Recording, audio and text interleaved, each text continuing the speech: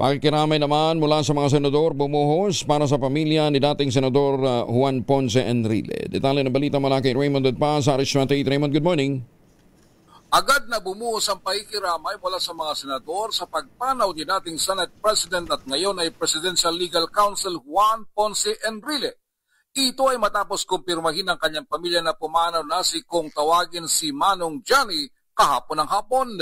Sa official record ay 101 years old na si Manong Johnny, ngunit may record umunong nakita ang kanyang anak mula sa Cagayan na siya ay 103 years old na.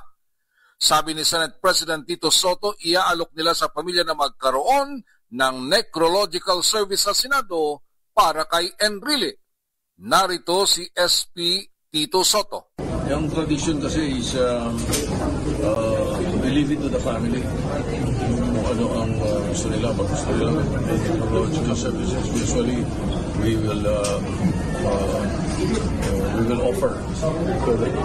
Hindi naman makalimutan ni Senador J.B. Ejercito ang mga aral na kanyang natutunan kay Senador Enrile, lalo na't sila ay magkatabi ng upuan nang una siyang dumating sa Senado. Siyempre, I learned a lot from his wisdom, knowledge, and advices niya. Hindi ko makakalimutan. I will always cherish those moments na siyempre baguhan ako, siyempre Senado ito, ibang level, no? fight. So, yung advices niya and mga tinuturo niya sa atin during that time really helped me a lot also during my first term in the Senate. So, my seatmate, my Manong Johnny, I will never forget.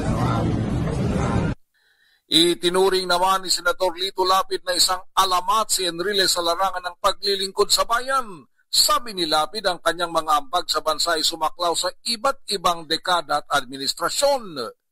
Hindi naman makalimutan ni Senate Majority Leader Juan Miguel Mig Zubiri ang sipag at matalas na pag-iisip ni Enrile.